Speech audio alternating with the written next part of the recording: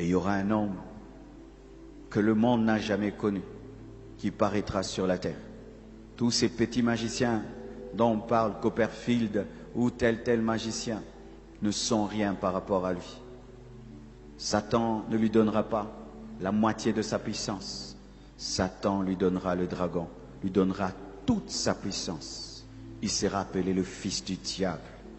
Il sera appelé la bête à cause de sa cruauté, de sa méchanceté. Ce sera un homme très intelligent. Ce sera un homme politique, mais il sera capable de faire des miracles.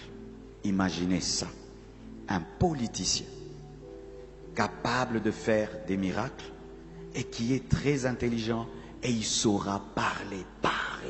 Ce sera un parleur plus que Hitler. Il sera intelligent plus qu'Obama. Mais il fera des miracles et des prodiges sataniques. Lui et le faux prophète feront descendre le feu sur la terre. Imagine un président de la République. Et il n'est pas que le président de son pays. Il est le président d'autres présidents. Il a à la fois la puissance politique. Et puis il a la puissance économique. Il a la puissance spirituelle. Et il sait parler et il est intelligent. Quelle puissance de séduction. Quel pouvoir cet homme aura. Et il est en train de se préparer. Tous les jours, les Illuminati préparent sa venue. Et il y a beaucoup de théories à son sujet. Certains disent, étant donné que le diable aime toujours imiter ce que Dieu fait, et comme Jésus-Christ est sorti d'une femme sans un homme, ce sera peut-être un enfant produit par l'insémination artificielle. On prendra la sémence d'un grand sataniste et on mettra dans le ventre d'une vierge sataniste afin d'engendrer un tel enfant.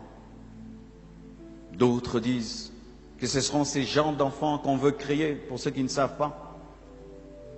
Les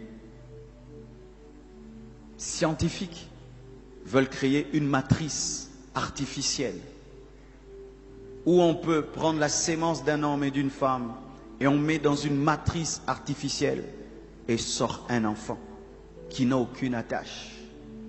Ce sera un homme sans émotion, sans cruauté. Nous disons qu'Hitler était mauvais. Il serait un enfant par rapport à celui-là. Nous disons que ces dictateurs qui ont créé des guerres sont mauvais. Ce seront des gamins par rapport à lui. Il sera capable de raser un tiers d'une nation. Il sera capable de tuer des milliards d'hommes seulement parce qu'on ne l'a pas adoré. Seulement parce qu'on ne l'a pas adoré. Frères et sœurs, c'est ce qui arrivera. C'est ce qui arrivera. Vous savez, la Bible est un livre qu'il faut prendre très au sérieux. C'est un livre très dangereux. Aujourd'hui, on est habitué à l'ouvrir.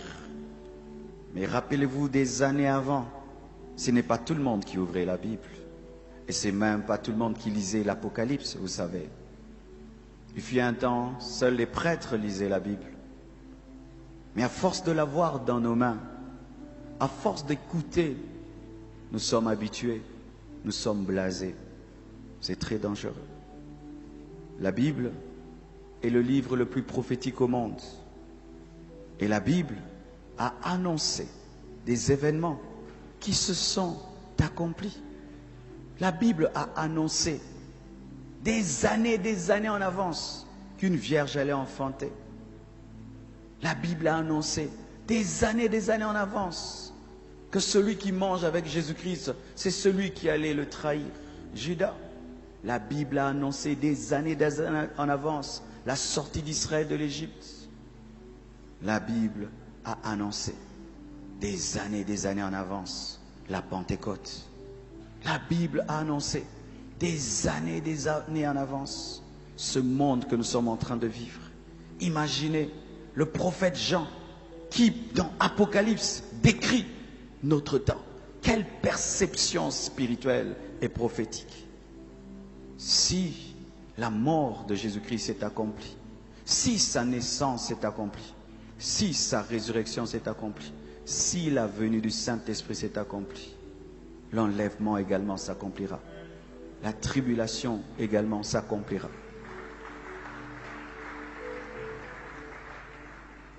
Je vous supplie d'être sérieux.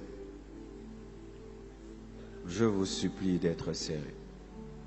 Je me supplie à moi-même d'être sérieux.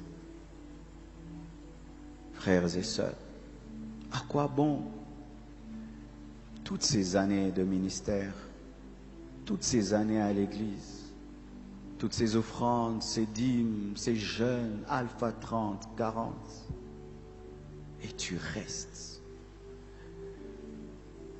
Je ne veux pas toucher à l'assurance de ton salut. Mais imagine un peu que tu restes. C'est que tu ressentiras. Imagine un peu que tu restes. Cette journée-là, elle sera comment? Imagine. Ce sera insupportable. Moi, je ne sais pas. Il faut qu'on me tienne pour que je ne me suicide pas. Mais il y a des gens qui ne vont pas seulement imaginer, ils vont vivre qu'ils sont restés. Et vous savez, pour un païen qui reste, on peut dire que c'est normal. Mais pour quelqu'un qui est en contact avec l'Évangile, qui a entendu la vraie parole et qui reste, alors toi, vraiment, tu ne t'aimes pas. Et les gens rateront l'enlèvement. Pourquoi? Pour des futilités, des bêtises. Ce sera une escroquerie du diable. Une escroquerie du diable. Vous savez, lorsque Ève a mangé le fruit, tout d'un coup, elle s'est retrouvée qu'elle était nue. La gloire est partie. Les ronces, les épines, les animaux qui commencent à tuer les hommes, des maladies. Je suis sûr quand elle a dit, comment j'ai pu vendre le paradis pour un fruit? Comment j'ai perdu tous les arbres du jardin pour un fruit? Comment tu peux perdre ce retour glorieux et te retrouver dans la tribulation pour si peu? Parce que la plupart d'entre nous, ces péchés-là que nous commettons là, est-ce que ce sont des choses grandes, des toutes petites choses auxquelles nous sommes attachés et que nous refusons d'abandonner, mais qui vont causer une catastrophe? Parce que là, frères et sœurs, si on parle des martyrs de la tribulation, mais vous devez savoir que la plupart des gens vont prendre la marque de la bête. Vous savez, je crois, une entreprise ou une discothèque, ils ont dit, on est fatigué de vous donner des cartes de membres. Venez, on vous met des puces, et puis tu n'auras plus besoin de renouveler. On pose la question à quelqu'un et dit, j'aime bien, c'est plus pratique. Et vous savez, aujourd'hui, nous sommes dans la mode. Tout ce qui est à la mode, les gens suivent. Et la marque de la bête sera à la mode. La marque de la bête sera à la mode. On ne va pas la présenter seulement pour dire adorer Satan. Non. Il y aura des avantages. Elle va démarrer ta voiture. Elle va ouvrir ton frigo. Elle va ouvrir ton congélateur. Tu n'auras plus besoin de présenter ton visa. Tu n'auras plus besoin de présenter ton passeport. Tu n'auras plus présenter ta carte d'électeur. Tu n'auras plus besoin de présenter un document. Elle contiendra tout ce que tu es. Tout ce que tu es sera dans la marque de la bête. C'est ça, si vous ne savez pas. Tout ce que tu es sera dans la marque de la bête. Elle t'ouvrira les portes. Ce sera ton identité. Si on veut connaître qui tu es, c'est par ta marque qu'on connaîtra tout. Ce sera pratique. Et les gens vont présenter ça comme une évolution.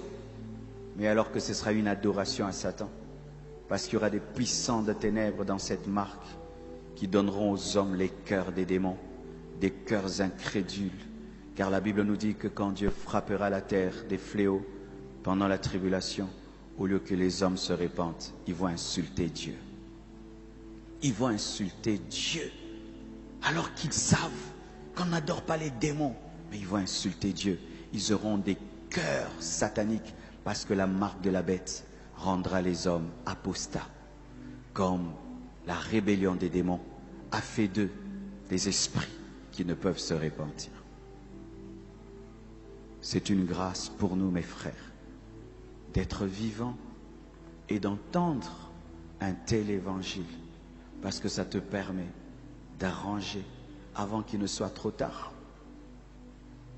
Que Dieu vous bénisse abondamment.